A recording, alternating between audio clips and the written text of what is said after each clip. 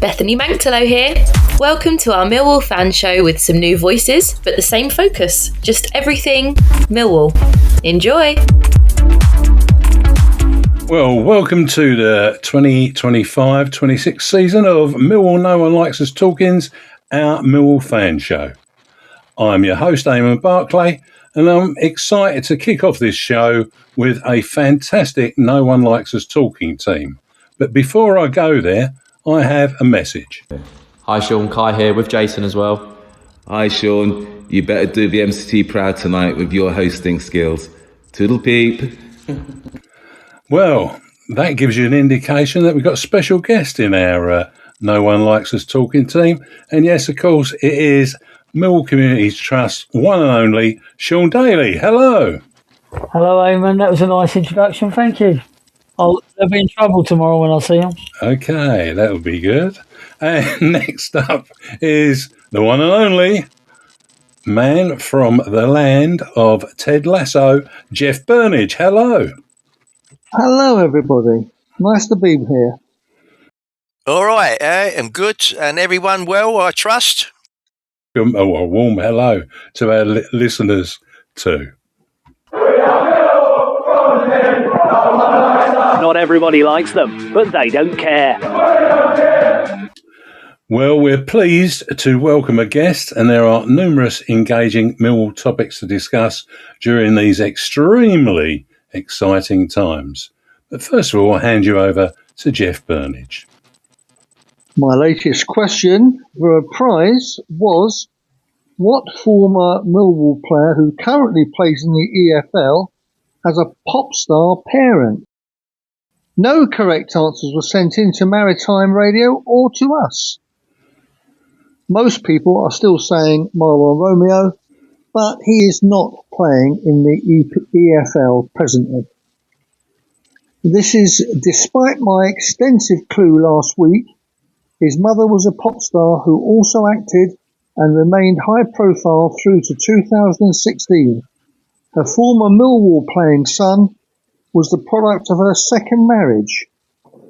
His mum is the same age as Brian King and me. This week, I'm adding that his mother won the Eurovision Song Contest and had famous feet. So who is her son? The former Millwall player? Answers to No One Likes Us Talking gmail.com. I'll say that again. Nolu Talkin, NOLUTALKIN @gmail.com. For now, let's pause for a moment to hear about our sponsor, G&M Motors. Hi, this is Jess Tuffield from G&M Motors. Operating from a modern and purpose-built facility in Milton Road, Gravesend, G&M Motors offers a complete range of new Honda cars and services. As well as new Hondas, we have an extensive range of used cars, including ex-Motability cars from a variety of manufacturers. Specialising in new Honda cars, G&M Motors has been retailing quality new and used vehicles to the people of Kent and South East London for over 4 decades. We have been a Honda dealership since 1972 and are the country's longest serving supplier of this renowned mark. Conveniently sited just 2 miles from the A2, 10 miles from the M25 and Dartford Crossing, visitors to our showroom are assured a warm welcome from our experienced and friendly staff. Our facilities include an on-site workshop capable of providing full vehicle servicing and repairs, as well as an extensive parts department offering genuine Honda parts and accessories. The expertise of our skilled mechanics is not limited to just Hondas, but extends to most makes and models of motor vehicles. Whatever your motoring needs, visit us at G&M Motors today. The newly extended hours of our G&M headquarters means that you can contact us from 8 a.m. till 6 p.m. on weekdays and 9 a.m. till 6 p.m. on Saturdays. To contact us, call us today on 01474 365 026. Thank you, Jess. Debbie Julian's here. Don't forget to call Jess on 01474 813562. G&M Motors have been dear friends with the Julians family for over 4 decades now. From my dad Lenny to me. Debbie, Lions together. I'm your host, Eamonn Barclay, and with me I have the No One Likes Talkin team of Jeff Burnige, Sean Daly and Stan Godwin. A big thank you to our sponsor, G&M Motors. I'm now going to introduce you to our guest this evening, who hails from Ilford and developed his football through the ranks of Tottenham Hotspur, where he made his first team debut in 1993 against Chelsea, I think. And he also earned 8 England under-21 caps from 94 to 95. After making more than a half a century of appearances at Spurs, he headed to Bermondsey on the south side of the river to join Millwall in 1998. The Den was where he would make the most appearances in his footballing career, making 242 appearances for the Lions and scoring 10 goals during a golden era.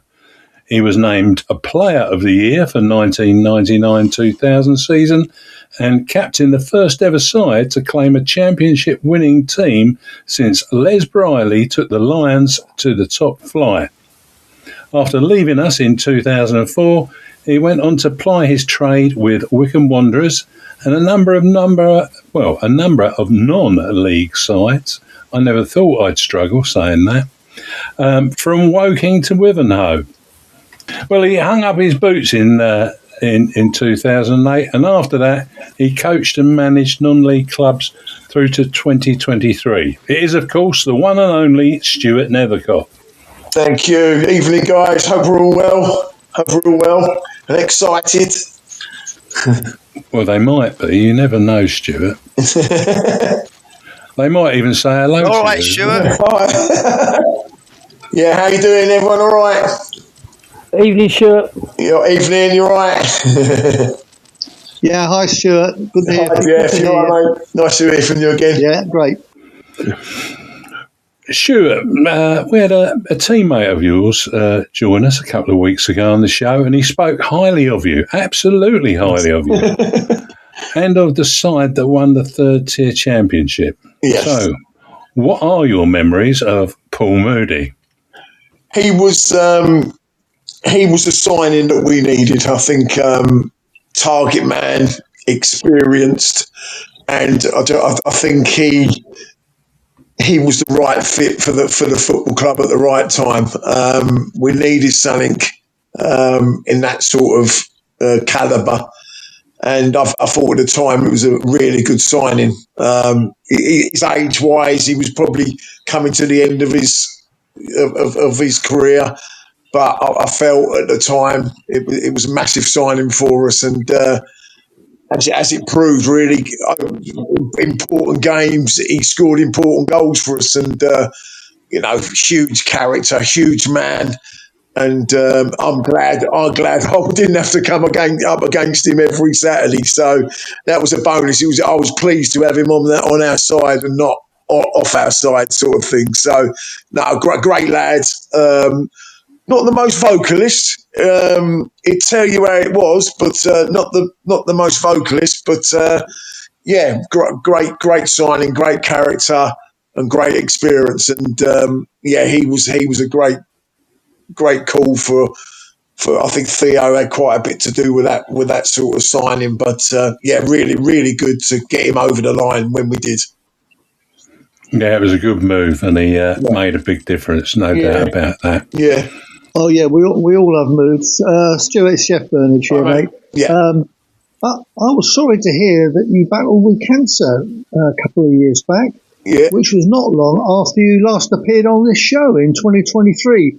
Yeah. I understand your experience led you to become a vocal advocate for early cancer detection and health awareness. What would you say about this to our listeners? Yeah, it was a tough one. I had a mole on me leg, and I noticed it, what was going on, but I didn't think anything of it. You just presume you've got this mole, and then that's it. But I was doing a few charity games with the Spurs boys, and the physio and Mark Falco, ex Millwall player, were really pushing me to go and get it looked at. It looked a bit aggressive under the old microscope and all that. So I went in there, had it removed, had it tested, and it come back to us. And so that was when, and then obviously you have to have stuff flushed out and everything like that. So got the all clear 2 years ago, and just pleased that that's happened, and I caught it early, and I think we all love this weather. You know what I mean? It's what makes this country good is just try and have good summers and stuff like that. And me being fair skinned, freckles and stuff like that, it probably doesn't do me any good. So anyone out there who's fair skinned and freckly, then please go and get your moles checked out, because you never know what's around the corner. I certainly know now. I get checked out now every year, head to toe, and it's if I see anything that I feel looks a little bit suspicious, then I can go into Colchester Hospital and they'll see me straight away. So once we really have to be very, very careful with this sun, because it took the stuffing out of me, I must say.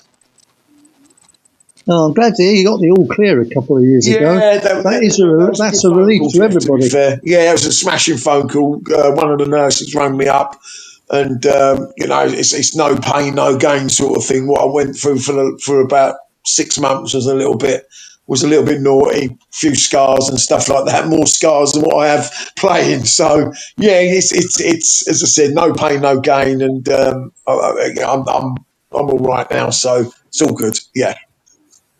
As you know, I worked closely for a number of years on the board with Theo Pathesis, but I can't remember how you all celebrated winning that championship that evening.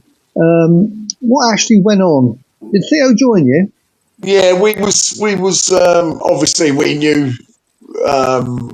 we was promoted and stuff like that, and we had a party after, which was really good. It was a bit, nothing was really organised or anything like that. I think we just stayed in the players' lounge. Your family stayed in the players' lounge for as long as we sort of could. But the big deal was we were going to. I think we went to Tenerife the day after, so the party went on quite late, and we about the whole squad sort of jumped on a plane to Tenerife on the Sunday. So it was a really, this was pre internet and stuff like that, and we booked a week in Tenerife, but as soon as I got there, the older statesmen of the group sort of went to the nearest travel agents and booked a quick flight home sort of thing. So we only done 3 days, and the youngsters done about a week. So it was a big party after, and it was a great day. That's some day, and fingers crossed that Jake can emulate that day. Coming up on Sunday. And Jeff never went with you. That's what I was amazed about. Yeah, paid for it. Did you know that Paul Moody said that he might have paid for it? Yeah. I thought, God, blimey! Now that's 2 of you that have said it. Yeah. Well, Theo did make sure that we made our contribution, but no, I did not go on that. I can't remember exactly why. No. But I didn't go on that one. Did you go to the Houses of Parliament? Yes, I did. Yeah. That was a decent day out as well on the open top bus. What was that about? That was about a week later, wasn't it? No, I think we actually come back for pre-season. I think it was booked up sort of a week before the season started, or something like that. Yeah. I didn't go on the bus to the House of Parliament. No. I wanted to be in the crowd, and I was at the Blue, South Bermondsey, as the bus came along. Yeah. I did wave at you, Stuart, but I can't tell the people what you did back. But it was a sort of a wave. Yeah. And then I jumped in my car and parked in Parliament Square, and I watched the bus coming over Westminster Bridge. Oh, it was a real thrill for me, and I enjoyed it. Yeah, it was good. Yeah, it was. That was a nice day out. To be fair, really. Who was the MP at the time? Simon Hughes. That's right. Yeah, that's right. Yeah, A nice good bloke. man all round. Yeah, nice. Yes, bloke. indeed. All round. Is he still with us, Simon? Yep. Yeah. Oh, good. Yeah. Good. Oh, good. Yeah. At one stage, he was on the board of the Millwall Community Trust. Oh, brilliant! Brilliant. So he's always followed us. Stan here, Stuart. Can you share how the centre-back pairing you had with Sean Dyche worked, and how did it compare with the other defenders, mate? Yeah, it was obviously we wasn't the quickest pairing in at the back, but it was a different game back then. You know what I mean?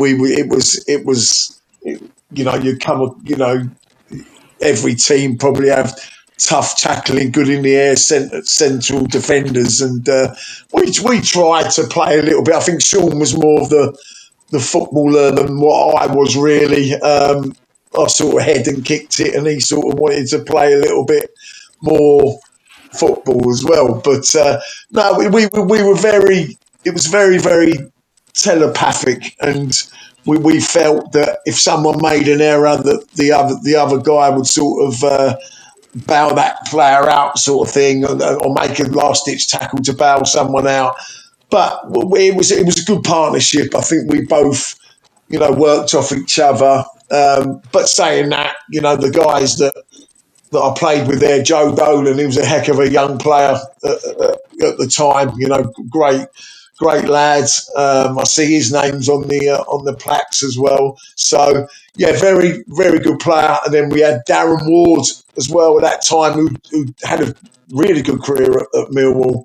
And he was a bit like your new age sort of centre back. He was tall. He was probably not the greatest in the air, but he was more of a footballer than probably me and Sean were. But he had pace as well, which was something that we definitely didn't have. So there was some really good, Robbo coming through the ranks as well.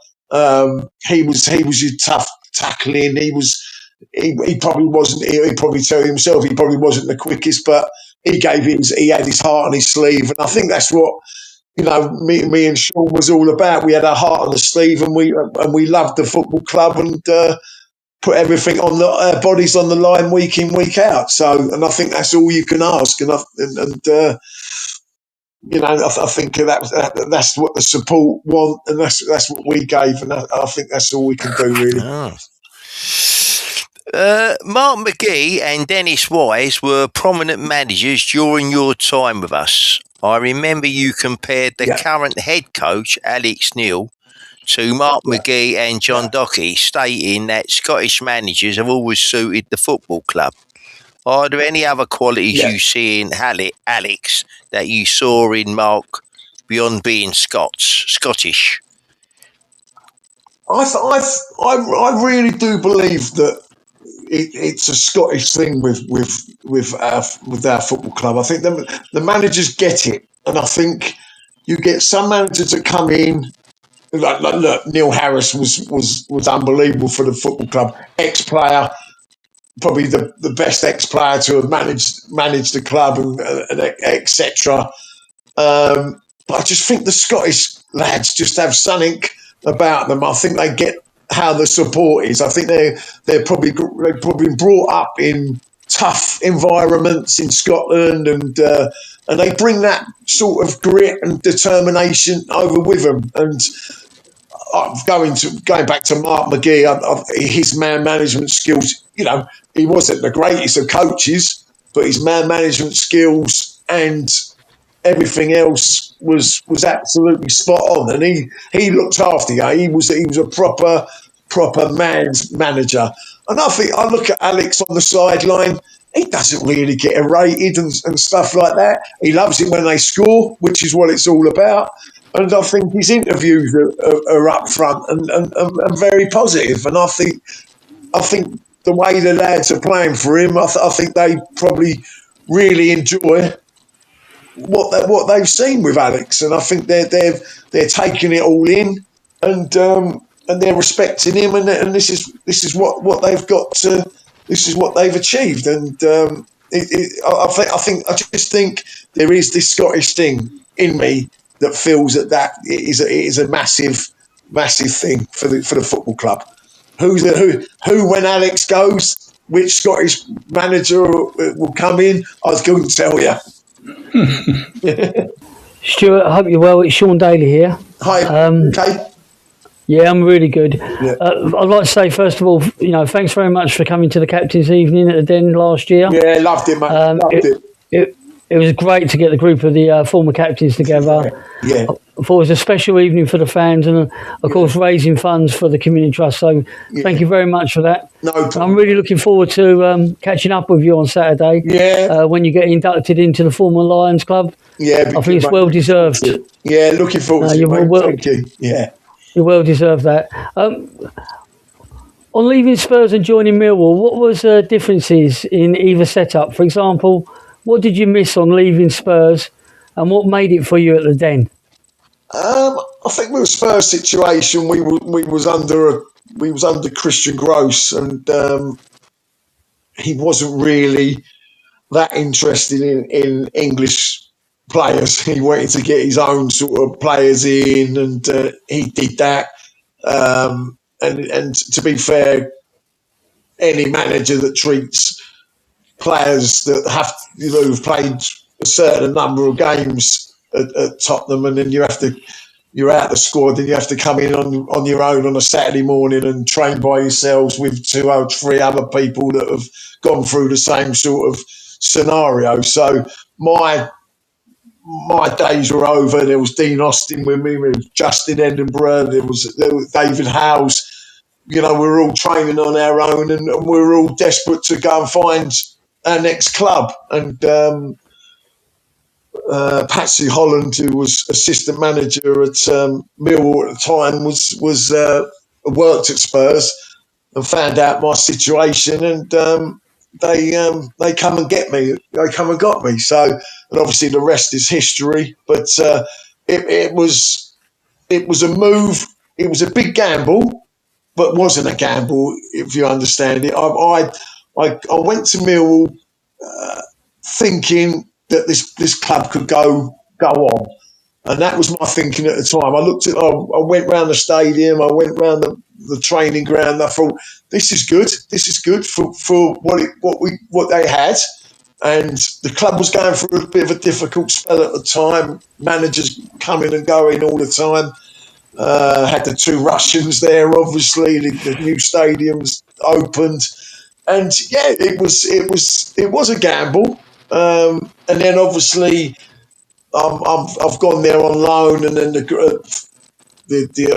agreement's been done between the 2 clubs, and it was my Spurs days have set me up really for what I'd sort of done at Millwall. I think I speak to the guys at Spurs and stuff like that, and we meet up now and again, and it's similar with Millwall.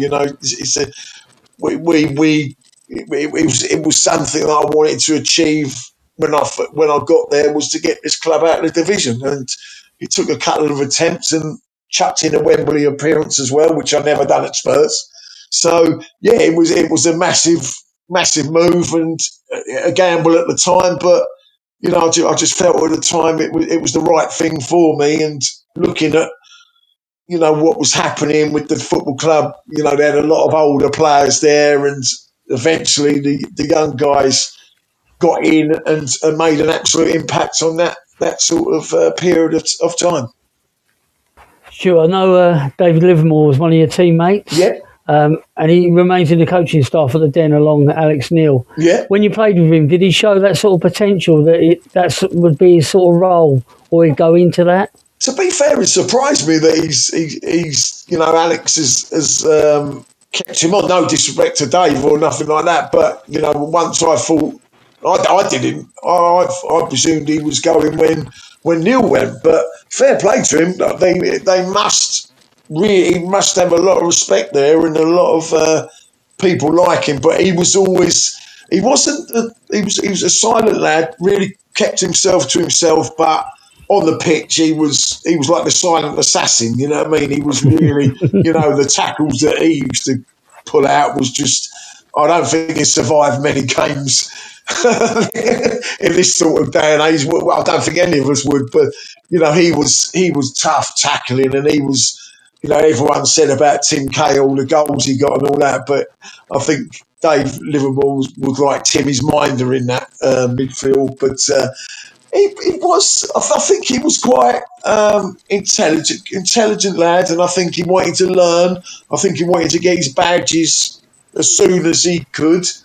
Kept himself very, very fit. He was always last in the gym. He was fanatical on his strength work and stuff like that, which is probably part and parcel of the game now. But he was really into that, and he was a great lad. Still he's on our WhatsApp group and comes in now and again and on a chat. But he's.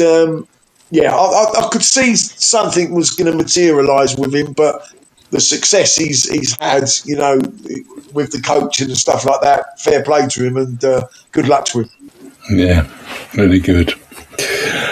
Well, before you leave us, Stuart, we do have Ted's Prediction League. Yeah. There are 3 matches that Ted selected. He's not on the show tonight. In fact, since he's moved to Whitstable, he's not on the show much at all.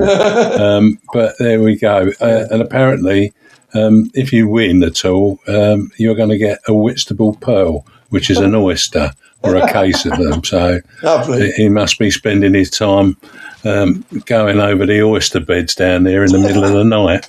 Never mind.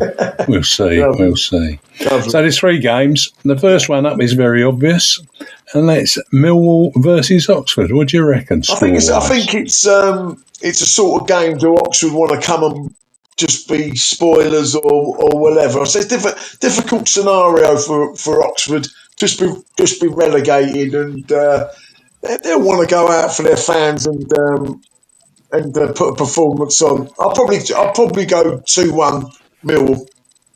Thank you. The second one is Ipswich versus QPR. Yeah, I'm hearing a lot of stuff because I live near Ipswich. I'm not far from Ipswich, so yeah, I hear from people I know that support Ipswich that it's QPR are going to be resting players and stuff like that. 2 centre halves are out. That Coney's going to be out and stuff like that. So I don't know if they're having us on us, but I don't think QPR.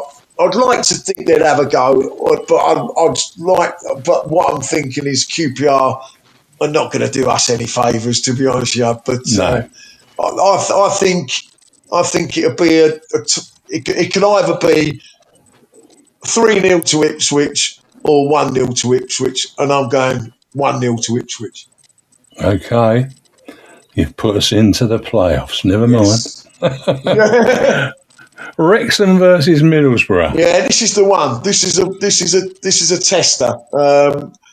Because I do fancy Derby. I do fancy Derby necking that 6th spot. So I am going to go for Middlesbrough to win 2-0. Okay. Yeah. Well, that's an interesting spin on all of those. Yeah. And thank you very much. And if you get all of those right, look forward to your case of Whitstable Pearls. Lovely. It'll be good.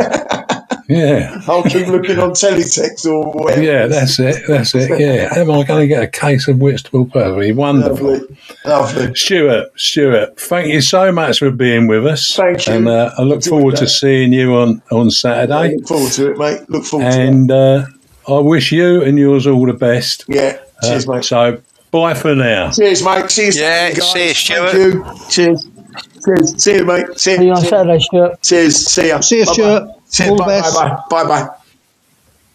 What a lovely bloke Stuart Nethercott is, eh? Yeah, he's all right. Can't beat him. He is. You can't say he wasn't. Well, you never know until you know, right? Not a lot of people know that. Yeah, that's what I... No, not a lot of people. He's a diamond. He's a diamond, absolute diamond. A little bit like yourself, Jeff. Anyway, for now, we'll take a break and hear from Harvey Brown.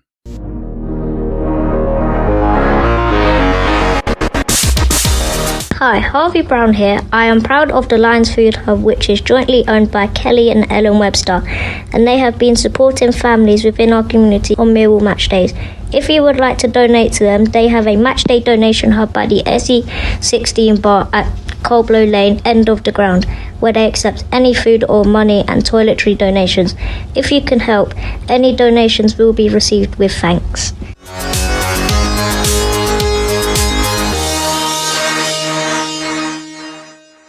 I'm your host, Eamonn Barclay, and with me I have the No One Likes Talkin team of Jeff Burnige, Stan Godwin and Sean Daly.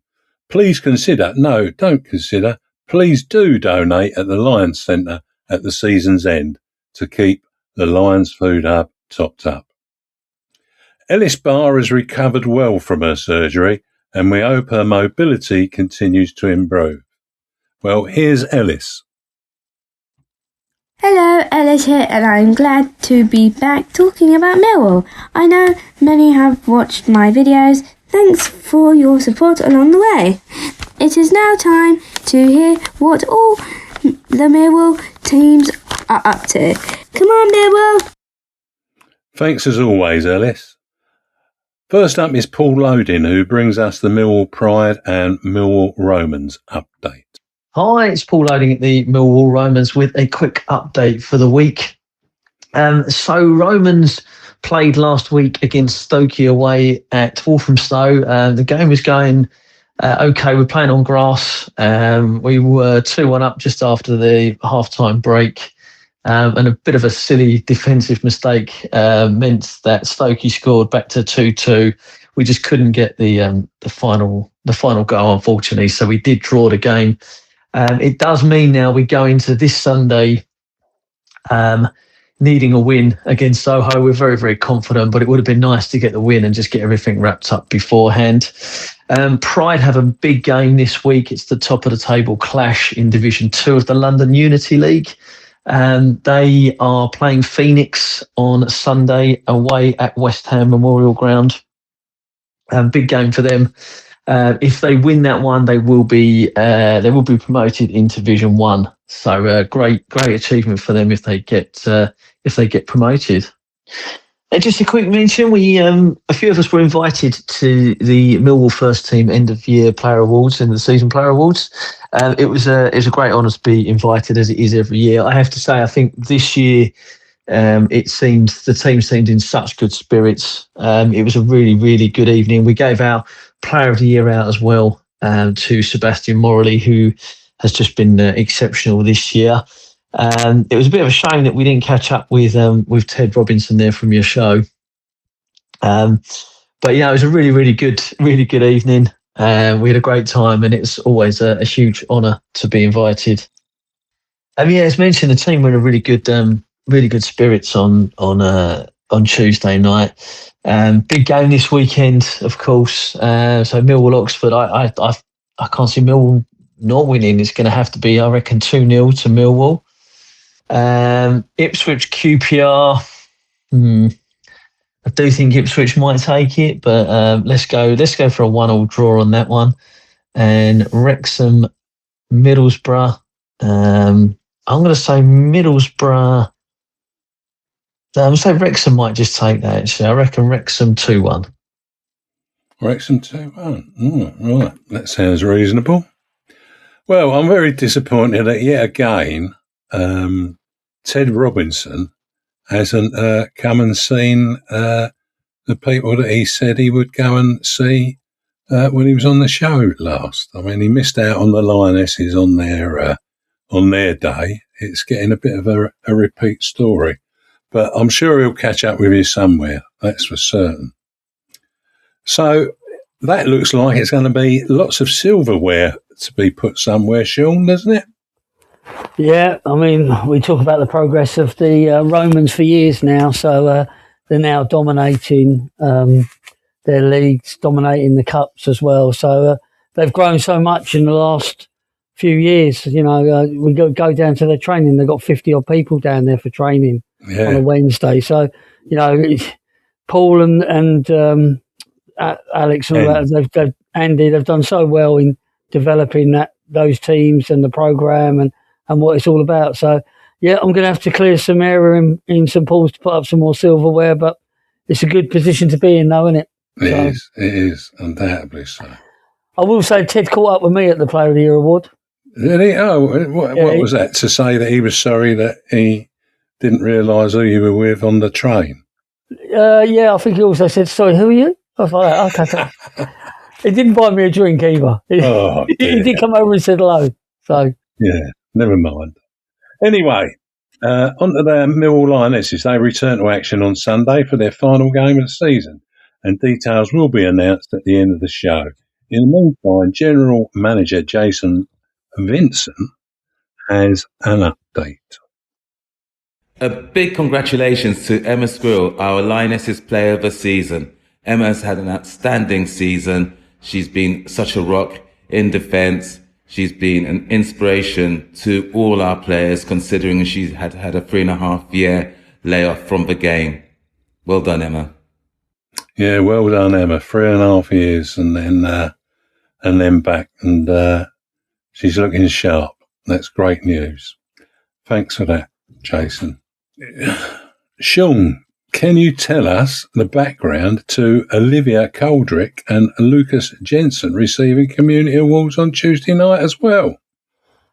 Yeah, I think I've said it on the show before, that, we've got some outstanding programs the club does within the local community and that, but our biggest asset is the players. When the players come down and come to your programs and endorse it and be there and support you, it helps the participants to see that players come down and that's the female, the male players and the Romans. They come down, participants love it.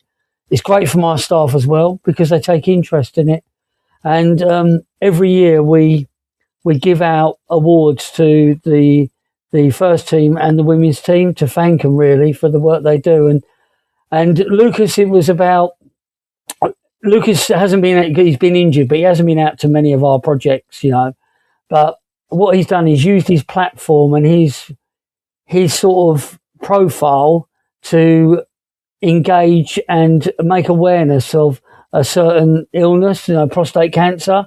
And he's used his experience around his father having prostate cancer and how the family had dealt with it and stuff like that. And I think that's very difficult for anybody, especially somebody of high profile like Lucas, to sort of express that and go out and talk about that experience and talk about having early intervention, having early testing and stuff like that. And he came out to our walking football and spoke to them about it, the older generation.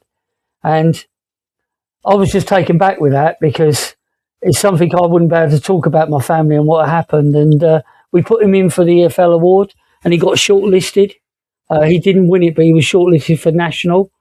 So I wanted to make sure that he was acknowledged by the club of doing that. So, he was shocked when he got the award.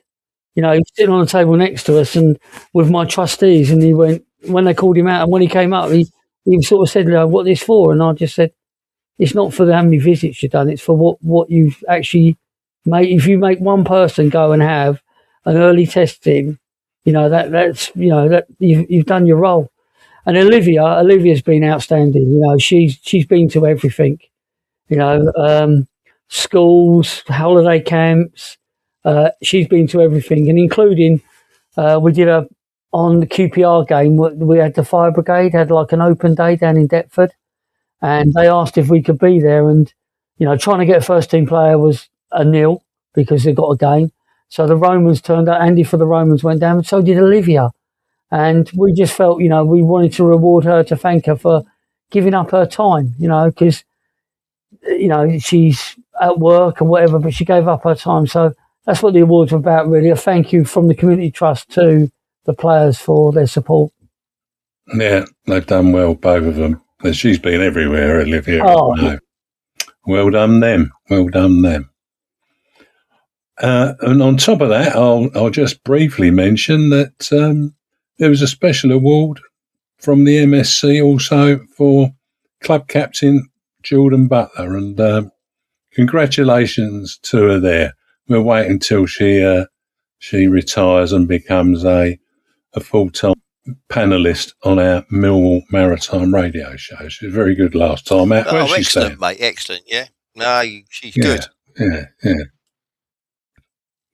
Right, I'm going to go on to our trip to the King Power Stadium. That did not go as well as we thought it might. Despite Leicester already being relegated, let's hear what Alex Neil had to say. You know, the lads emptied the tank. They left everyone on the pitch. I thought the lads that started were excellent. I thought the lads that came on were excellent. We just didn't get the goal that we needed, you know, and I've said this so many times this year. The games at this level are defined by fine margins, you know, and it's one chance. Can you be a little bit more clinical, get a bit more on it, land on a header? There's one at Fizz right across the face. I think 3 of lads slid in to get it. We just missed it. I think Femi had a header at the back stick, tried to help it back across goal. Mika had the chance when it came back to him, probably didn't get enough on it. The keeper blocked it. So there was certainly enough there in the game for us to go and win it. We just didn't have that sort of edge, like I say, and yeah, I can't fault the effort. I thought the lads emptied the tank. I thought the fans were brilliant. We just couldn't win the game. That clip was courtesy of Millwall FC media team. No, we couldn't win the game. Stan, Ryan Leonard came into the back four as Tristan Kramer moved to beside Cooper with Caleb Taylor injured again. Do you think these injuries are affecting our ability to feel a consistent team? Absolutely no doubt, in my view. I mean, to be fair, it's not just us, although we're primarily concerned with what Millwall do or don't do. But it seems to me, if you sort of look a little bit wider, everyone seems to be having this, you know. Turn up, at the end of the game, you got 4 players out for 6 weeks or something. And for me, there is a problem now. And when I'm not suggesting that the medical people don't know what they're doing, I'm not saying that at all. It's just reoccurring, and it's week in, week out. And when you consider that the tackles that they do now, or what they used to do, you know, I mean, if they was making them tackles now, they'd all be sent off. As I say, I happen to think that it's getting to a point in football today where people are saying, look, hold up a minute. We can't keep carrying on like this. Something's got to be wrong somewhere. And I do. I'm convinced that there is. We'll have to wait and see on that one. And Jeff, what did you think of Alex Neil's thoughts about the match? And would you add anything to what he stated? Not really. We heard Stuart earlier say that he liked Alex's interviews after the game, and I agree. I think his personality has been such an important part of our success. He's very calm, very measured. I love the way he handles his interviews, and that was a prime example, because he could have been ranting and raving. Because let's face it, if we'd won that game, we would now be in a position with it in our own hands. So, but look, in the end, we got the equaliser through Macaulay Langstaff, who took a brilliant goal. Regarding Alex, I think he's a very, very good manager, but the way he handles the interviews, I think, is one of his strong points. I think you're right. It's his calmness as well, I think, which is a big bonus too. Sean, Alex Neil said Thierno Ballo has been a real success story this season and revealed he challenged the winger on his training standards before he earned his place back in the starting 11. He is not rated by many fans on social media, but that's many fans on social media. You're there, home and away. What are your thoughts on Ballo? First of all, I think that the league's very physical, you know, and I think, you know, he's not the biggest player. You know, he's very small, he's very lightweight, but I think his work rate is unbelievable. And I think he's one of those sort of players that there's a little bit of magic. Something's going to happen when he gets on the ball and he's got a bit of space. And I know some of the fans don't like Langstaff, but I think he works hard. You know, off the ball, he does a lot of work. He doesn't score a lot of goals, but he works hard. And I think Ballard's that sort of player. The game's very physical around him. There's some big teams we're playing against, and he gets unmuscled a couple of times, but I think there's a little bit of spark in there somewhere from him, and he could change games with his little ball around the corner or a little thread ball. I think what Alex has done, he has got some good players in some good places. And I don't know what he says with them at half time, but they come out as a total different team and they take it to every team. And I think Ballard is part of that jigsaw that he puts players in the right place. They affect the game and then they move on. But I've got praises for every player this year. I think, they've done so well. They've gone above what they should do. And I think every one of them has played a part in the best season we've ever had. And Ballard's part of that. I'd agree. Right, let's move on to what's happening this Saturday. Well, every team in the Championship kicks off at 12:30pm. Oxford United are our visitors for the final league game of the season. In October at the Kassam Stadium, we failed to hold on to a lead, and our play worsened when Femi Aziz left the pitch 10 minutes before half-time. We had taken an early lead through Ballo, as we were just talking about, but the pressure that followed Aziz's departure led to Brannigan goal before the half-time. They were threatened. We were still not at the races in the second half. Coops did score, but that was cancelled out by Plachetta in added time. Another draw against the Gary Rowett team. Despite a significant 3-1 win against Sheffield Wednesday last time out, Oxford were relegated as Blackburn and West Brom secured sufficient points to avoid the drop. Like our last opponents, the U's have nothing to play for, having won 2, drawn 2 and lost 2 in their last 6 matches. We have lost once, drawn twice and won thrice in our last 6 matches. Alex Neil still sees that automatic promotion is our goal. Bookmakers have Oxford at 7-1 to win. I've not seen that sort of betting at all this season. The draw is 3-1 and Millwall are 1-3 on. The odds are in our favour, and I, for one, hope the bookies' expectations get us over the line with the 3 points. So first up, we've got Millwall versus Oxford. Stan, tell me what you think about the opportunities in that game for us. One of the things that struck me is, you could have Oxford players out there on Saturday who are going to be playing for their future, perhaps, because perhaps some of them don't know who's going or whatever, and there's that to it. They're not just going to turn up and roll over, granted, and we've got to put a good shift in. My view is if we apply ourselves in the way that we should do, then we should win the game. I can't see any excuse for anything other than a victory. I'll settle for 3-0 myself. That's very good. Sean, how about you? I think the atmosphere is going to be a big part of it. I think fans are going to be very nervous. I think players are going to be very nervous. I think we definitely got it in us to win the game. I think Stan's right. I think Oxford are going to be, some of those players are going to be playing there to put themselves in the shop window to try and stay in, get a move somewhere. But I think the way the team have played this year, they're easily capable of dealing with the pressure. I think we're very hard to beat at home, and I think we're even better on the road as well. So all I can see is if the atmosphere, the fans make it a great day, I can see us winning 2-0. Okay. And on to you, Jeff. Well, I'm also 2-0. I think Oxford, as you just said, Eamonn, their last 6 games, won 2, drawn 2, lost 2. So for a team that's just gone down, they did put up a fight at the end there. And they've got a player that I've always admired, Cameron Brannigan, in midfield. He always seems to play well against us as well. So I'll be watching him. But I'm also a 2-0. What will affect it, of course, is the news coming through from Ipswich. That will affect the atmosphere one way or another. So it could also affect the final result of our game.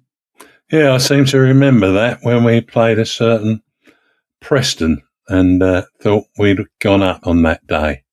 But the scores that were coming in were wrong. Let's hope that's not the case this time round.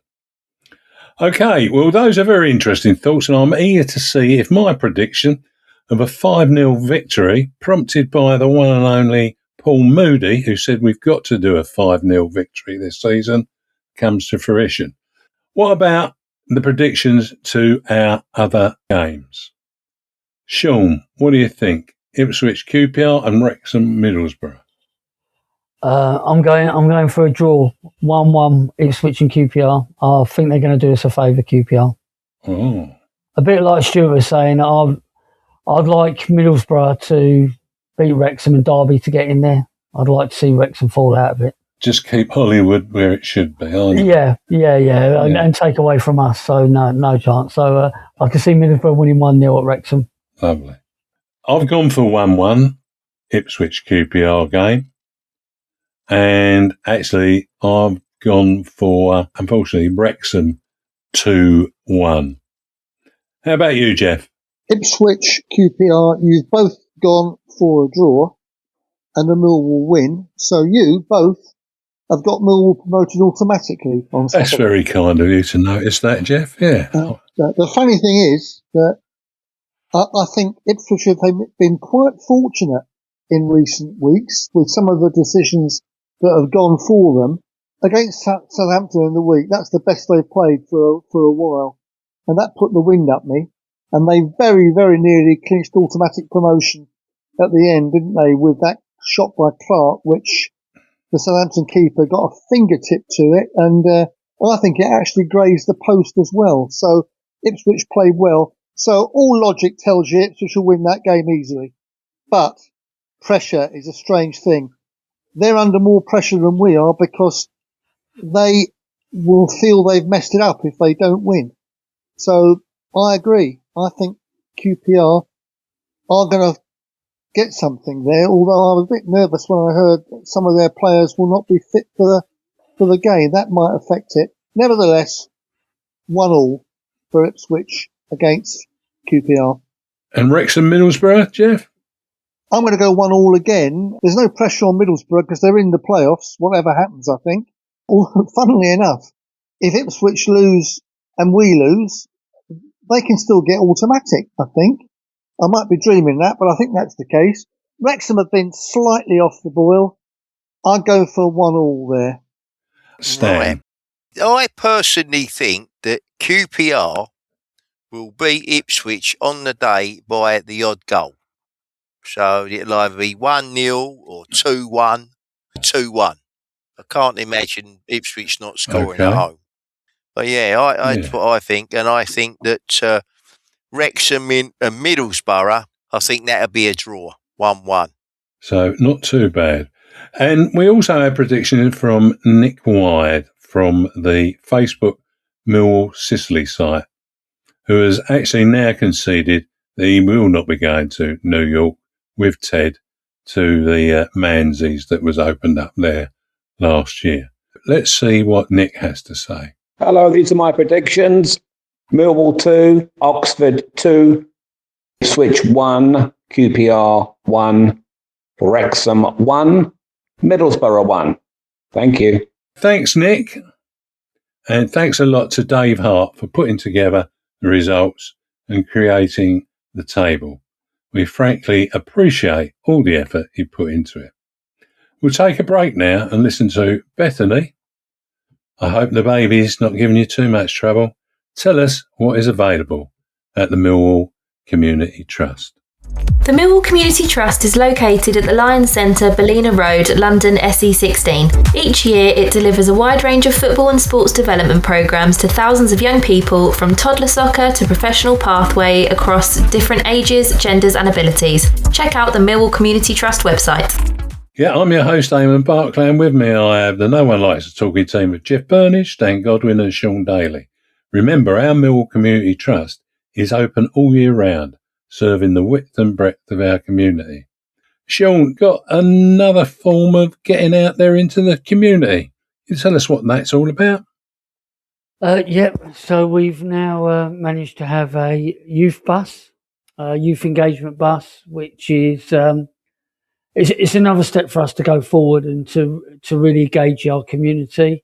You know, we run lots of projects at community centres and at ball courts on estates, but there's lots of areas that we can't get to because they haven't got the facilities that we can go and use. You know, about 3-4 months ago, we put a bid into an organisation to have like a mobile youth centre. So it's a big van, and on that van we'll have PlayStations, DJ equipment, laptops, And what we'll do is we'll take it into different areas and just bring it in there, and hopefully the children will use it. It's like a youth centre on wheels.